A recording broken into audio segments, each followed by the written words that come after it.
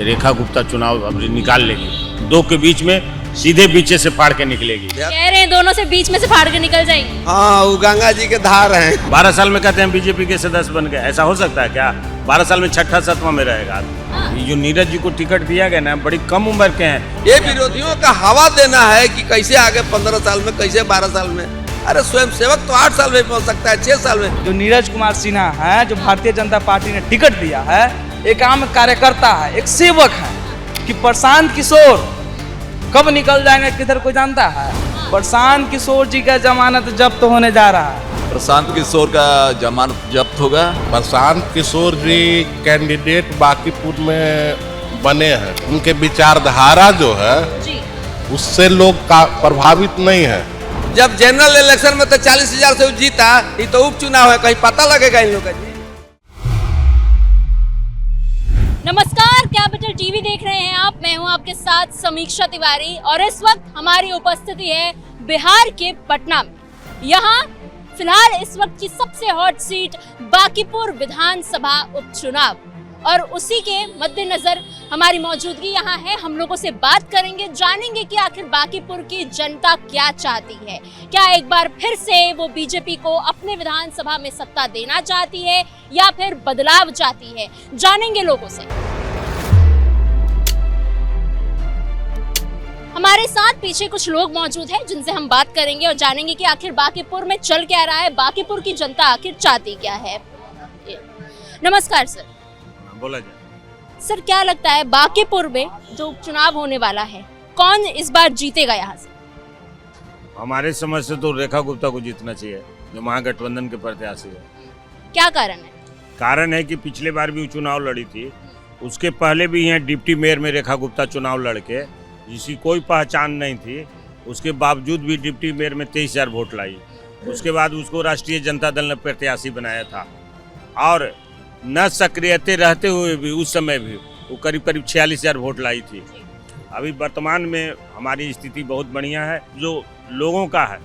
प्रशांत किशोर के आले पर माहौल यहाँ पे बदल गया है और जितने भी हमारे वहाँ में हैं, जैसे एनडीए के प्रत्याशी हैं, और प्रशांत जी भी उन्हीं से मिलता जुलता चेहरा है, तो लोग भी ऐसा कहते हैं कि वो प्रशांत किशोर भी बीजेपी का भी टीम है। सच्चाई क्या है वो तो जनता बता देगी। पिछले बार भी प्रशांत जी का यहाँ चुनाव लड़ा था, मात्र 7,000 वोट आया था और इस समय माहौल में हम लोग देख रहे हैं कि प्रशांत जी कुछ बढ़ेंगे और जब प्रशांत जी बढ़ेंगे तो स्वर्ण जातियों का वोट में भी खराब होगा, जिसका महागठबंधन को लाभ 100% मिलेगा। मतलब ऐसा लग रहा है कि मैदान में सिर्फ बीजेपी और आरजेडी के बीच ही जो मुकाबला है वो दिख रहा है। प्रशांत किशोर सिर्फ वोट काटने के लिए आए? नहीं, वोट काटने के लिए हम लोग नहीं ये बात कर रहे हैं कि वोट काटने के लिए, उनकी भी एक अलग पहचान है और सारे पार्टियों के लिए उन्होंने काम किया है। लेकिन जो आप भीड़ प्रशांत किशोर का देख रहे हैं वो पूरे बिहार की भीड़ है। इंजीनियर जो हैं उनकी एक टीम है जो साल भर काम करती रहती है और उनके पास जो कुछ स्लोगन है, तो बिहार के लोग तो बड़ी भावुक हैं। लग रहा है कि उनके स्लोगन में भी कुछ फंसेंगे, तो जैसे ही फंसेंगे तो वोट का भी खराब होगा, तो महागठबंधन की जीत निश्चित होगी। और दूसरे रेखा गुप्ता का जीतने का मेन कारण है तो बनिया समाज से आती है। महागठबंधन भी प्रत्याशी को सोच समझ के बनाया है उसको। वहाँ तो और प्रत्याशी अल्पसंख्यक समाज से भी हो सकते थे, ज़्यादा भी हो सकते थे, दलित चेहरा भी जा सकता था। लेकिन महागठबंधन का जो तेजस्वी जी का जो सोच है, जो उनके साथ टीम काम कर रही है और उस पिछले बार भी 46,000 लाई, तो हमें आशा ही नहीं बल्कि पूर्ण विश्वास है कि निश्चित महागठबंधन के प्रत्याशी रेखा गुप्ता चुनाव अब निकाल लेगी। दो के बीच में सीधे बीचे से फाड़ के निकलेगी। अच्छा। सर, जिस तरीके से कहा जाता है कि सालों से बांकीपुर बीजेपी का गढ़ रहा है, ऐसे में क्या लगता है कि बीजेपी वापस से दूसरे उम्मीदवार के साथ, नितिन नवीन तो क्योंकि अब राष्ट्रीय अध्यक्ष बन गए हैं, दूसरे उम्मीदवार के साथ अपनी सत्ता बनाए रखने की कोशिश करेगी? गढ़ के साथ साथ विचारधारा की भी लड़ाई है। विचारधारा ये है कि 90 से लेकर के 2004 तक पूरे बिहार में बैकवर्ड फॉरवर्ड की राजनीति होती थी। उस समय भी वैश्य समाज भाजपा को नहीं छोड़ा। उस समय भी जब चरम सीमा पर बैकवर्ड फॉरवर्ड की लड़ाई थी, उस समय भी वैश्य वोट किया भाजपा को, समझ गए। और आज तक वैश्य भाजपा को ही वोट कर रहा है। अब तो उसका वैश्य समाज का प्रधानमंत्री है, गृह मंत्री है। कुशवाहा जो कम वोट करता था, अभी हमारे बिहार प्रदेश के जो चीफ मिनिस्टर कुशवाहा समाज के सम्राट चौधरी जी हैं, इनको देख करके अब तो कुशवाहा भी जुट गया है। राजपूत ब्राह्मण भूमिहार तो पहले से ही दे रहा है। तो बताइए कि बीजेपी का लॉस कहाँ हो रहा है। एक तो प्लस पॉइंट कुशवाहा भी जुट गया, रेखा गुप्ता नहीं, कोई महारथी भी लड़ जाएंगे तो लोग मोदी को, अमित शाह को देखेगा कि रेखा गुप्ता को देखेगा। यहाँ संजय सरावगी प्रदेश के समझिए कि अध्यक्ष कह रहे हैं दोनों से बीच में से फाड़ के निकल जाएंगे। हाँ, वो गंगा जी के धार हैं। हम पटना हाई कोर्ट के वकील हैं, तो हम जानते हैं ना कौन क्लाइंट कहाँ से क्या बोलेगा। तो गंगा जी हैं, कहा कि बीच से धारे धार निकल जाएंगी। देखिए, ये बात जानिए कि अभी नरेंद्र मोदी और समझिए कि अमित शाह का जोड़ी है बैस का, देश में पूरा बैस उनको नेता मानता है। और संजय सरावगी जी हमारे अध्यक्ष हैं और सम्राट चौधरी जी मुख्यमंत्री है। ये कल्पना करता है तो कोई सपना देख रहा है, ये सपना देखने के बराबर है, समझ गए ना। तो अभी जो नए उम्मीदवार हैं बीजेपी की तरफ, एनडीए की तरफ से, युवा है, बांकीपुर से जुड़ाव रखते हैं, जमीनी स्तर पर हैं, तो क्या लगता है कि नितिन नवीन की जगह लोग यहाँ अब आसानी से उनको चुन पाएंगे? देखिए, हमारे राष्ट्रीय अध्यक्ष नितिन नवीन जी हैं, नितिन नवीन जी तो कुछ सोच के ना कैंडिडेट को दिए हैं, गरीब के बच्चा को दिए हैं, जिसका कोई आधार नहीं है, कोई पैसा नहीं है, कोई। भारतीय जनता पार्टी ऐसे ही लोगों को चुनाव लड़ाती है कि तुम देखो कि हमारे जमीनी कार्यकर्ता भी जीत के जा सकता है। यहाँ हमारे दल में पैसे वालों की कमी थोड़े है। हमारे यहाँ 1 से 1 करोड़पति, 1 से करोड़पति बैठल है पटना में। क्या क्या कह रहे हैं सर? कह रहे हैं कि इनके पास जो बोल रहे हैं वकील साहब, हमारे बड़े भाई हैं, बीजेपी को प्रत्याशी यहाँ नहीं मिला। आपने देखा होगा, इसके पहले अभिषेक जी को मिला कि इस कारण बस हमें नहीं, वो पारिवारिक कारण बोलते हैं। क्या किसी की बीवी माँ मना कर सकती है विधानसभा जाने से ले सदस्य? वो कहते पारिवारिक कारण है। सच्चाई था कि वो भी पशुपालन घोटाला में उनके मम्मी पापा फंसे हुए थे, फिर ढूंढा गया तो नीरज जी को पकड़े लिए। जो 12 साल में कोई सर्कुलर नहीं आरएसएस बीजेपी का, 12 साल उसका एज क्या देख रहे होंगे, चोरी हुई है, 12 साल में कहते हैं बीजेपी के सदस्य बन गए। ऐसा हो सकता है क्या? 12 साल में 6ठा 7वां में रहेगा आदमी। कह रहे हैं टेक्निकल फॉल्ट है जी। सुनिए, देखिए, संघ के कार्यकर्ता के लिए कोई वर्ष का कोई लेबर थोड़े है कि लेबर का मजदूरी करने जा रहे हैं तो 18 साल से कम का बच्चा नहीं हो जाएगा, नहीं तो चाइल्ड लेबर केस में चला जाएगा जेल। ये संघ का ये लोग स्वयं सेवक थे। हमारे यहाँ 8 साल 9 साल से ही संघ के जो शाखा में बच्चे जाते हैं उनको संस्कार दिया जाता है कि राष्ट्र के प्रति क्या आपकी चेतना होनी चाहिए, राष्ट्र के प्रति आपका क्या सोच होना चाहिए। हमारा स्वयंसेवक मजदूर नहीं ना साहब, हम राष्ट्र सेवा के काम के लिए ट्रेनिंग लेते हैं कि हमको क्या बोलना है, कैसे रहना है, कैसे अनुशासन में बड़ों के साथ व्यवहार करना है, कैसे किसी संस्था में जाएंगे तो कैसे रहना है। हमारे यहाँ 8 साल 9 साल के ही बच्चों का ट्रेनिंग दिया जाता है। इसलिए लेबर नहीं है कि हम 6 साल में दिखाएंगे कि 8 साल में दिखाएंगे, समझ गए ना। हम 8 साल के भी उम्र से हम संघ के स्वयं सेवक हो सकते हैं, 6 साल के भी हो सकते हैं। आप तो देखते हैं कि टीवी पर आजकल 2 साल 1.5 साल के बच्चा क्या क्या आर्ट दिखा रहा है, तो आप कहिए कि 2 साल का बच्चा कैसे आ गया टीवी पर। तो इसलिए ये सब चीज़ नहीं है। हमारे स्वयंसेवक जो होते हैं वो बाल स्वयंसेवक भी होते हैं, आपके युवा स्वयंसेवक होते हैं, कई एक तरह के स्वयंसेवक होते हैं। ये विरोधियों का हवा देना है कि कैसे आगे 15 साल में, कैसे 12 साल में। अरे स्वयंसेवक तो 8 साल में भी बन सकता है, 6 साल में। बाल स्वयंसेवक हमारे यहाँ होते हैं। बाल स्वयंसेवक तो आपको समझिए कि दीक्षा लेने के लिए गुरुकुल में चल जाते हैं 5-6 साल की उम्र में। क्या लगता है मैदान में आरजेडी वर्सेस बीजेपी ही है या फिर प्रशांत किशोर भी कुछ है बीच में, कुछ कर सकते हैं? सबसे पहला बात कि बांकीपुर पटना महानगर का विधानसभा क्षेत्र है। अगर पटना महानगर का कोई भी विधानसभा हो, अगर वो यहाँ से अब मान लिया बीजेपी हार जाती है तो समझिए कि पूरे बिहार का सीट हार जाएगी। बांकीपुर में लड़ाई नहीं है, अंतर जीत का अंतर यहाँ बढ़ाया जाएगा। प्रशांत किशोर का जमानत जब्त होगा। आरजेडी तो हार ही रही है, जमानत ही जब्त हो जाएगी। उसका जमानत जब्त होने वाला है। वहाँ पर जीत का अंतर बढ़ाया जाएगा। बीजेपी की जीत होने वाली है, आप ऐसा कह रहे हैं? आराम से ठीक है। क्या लगता है सर, बांकीपुर इस बार किसका होने वाला है? बीजेपी का। क्या कारण है सर, बीजेपी पे लोगों की उम्मीद क्यों है, क्यों भरोसा है बांकीपुर में? देखिए, यहाँ जो बिहार में पॉलिटिक्स होता है वो आइडियोलॉजी और कास्ट बेसिस पॉलिटिक्स है। विचारधारा भी है, जात पात भी है। आज 6 महीना पहले बिहार में चुनाव हुआ तो जो बीजेपी के जो पूर्व प्रत्याशी जो नितिन नवीन जी आज राष्ट्रीय अध्यक्ष हैं, लगभग 50,000 से चुनाव जीते हैं।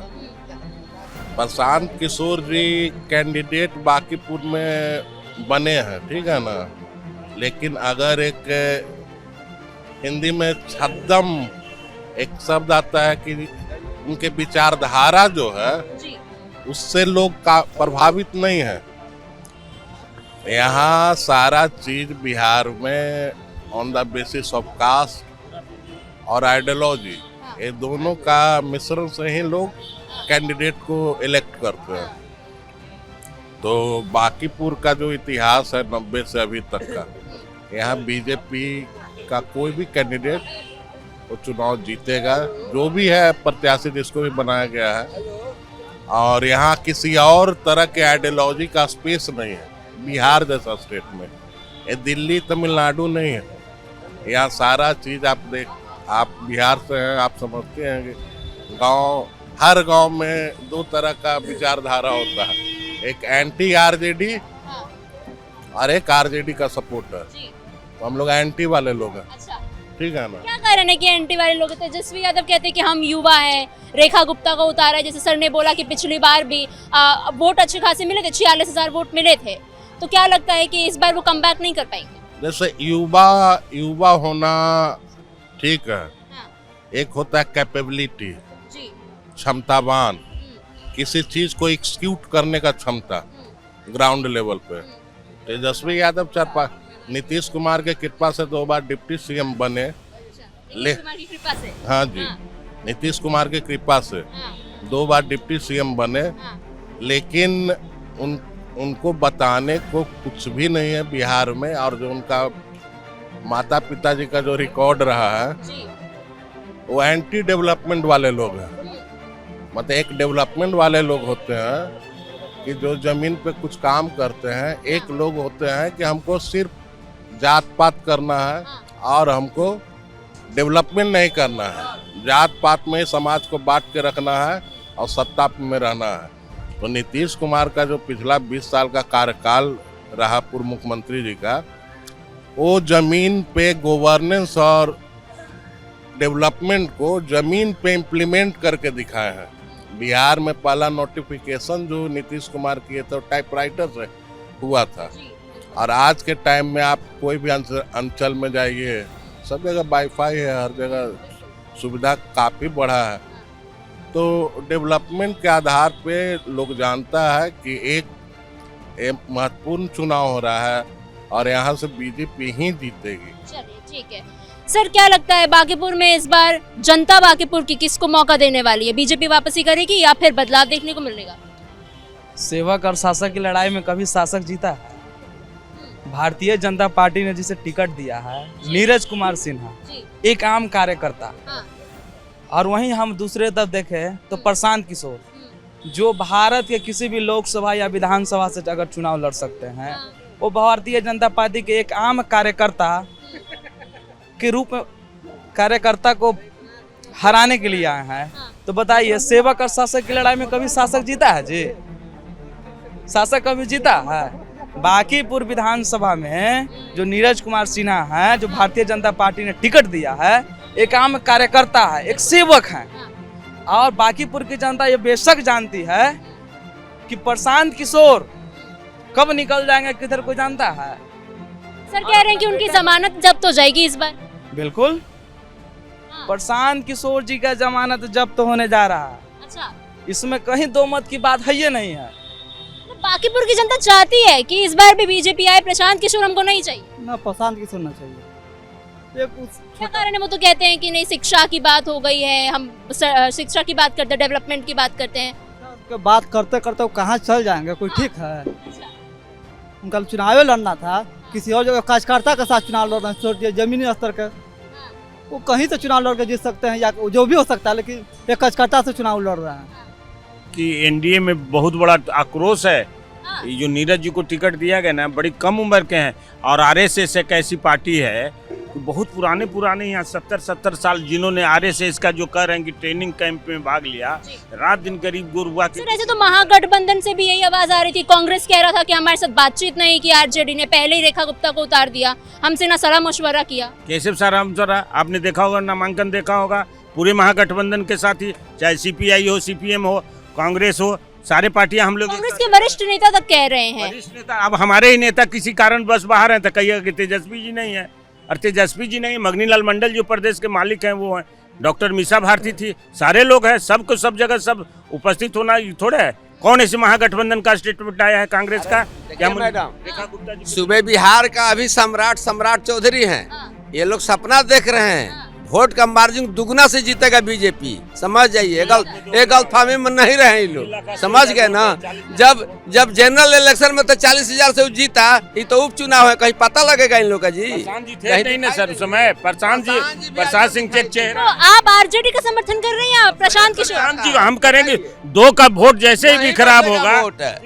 आप ये ना मैंने प्रशांत किशोर के जो वोटर है वही बेवकूफ है, जिसको वोटर आखिर है कौन, पूछिए। सामान्य बेवकूफ है, 40 साल से 50 साल से वोट दे रहा है बीजेपी को, आरजेडी के खिलाफ में। आज हम प्रशांत किशोर के नेता मान लेंगे? हमारा नेता तो समझ जाए कि सबान का नेता सब तो भाजपा में है, हम क्यों प्रशांत किशोर को मानेंगे? तो ये थी बांकीपुर की जनता, ये बता रही है कि कहीं ना कहीं बीजेपी वापसी कर सकती है, क्योंकि नीरज सिन्हा जो है वो एक आम कार्यकर्ता है, जमीन से जुड़े हुए युवा है, और बीजेपी ने उन्हें टिकट देकर बेहद ही अच्छा काम किया है। ऐसे में देखना होगा कि इस बार जीत का मार्जिन कितना जाता है, क्योंकि लोग कह रहे हैं कि यहाँ उम्मीदवार की लड़ाई नहीं है, यहाँ लड़ाई है अंतर की, क्योंकि जीत बीजेपी की होनी है। देखना ये होगा कि आखिर कितने वोट के अंतर से बीजेपी की जीत होती है। फिलहाल के लिए इतना ही, बने रहिए कैपिटल टीवी के साथ।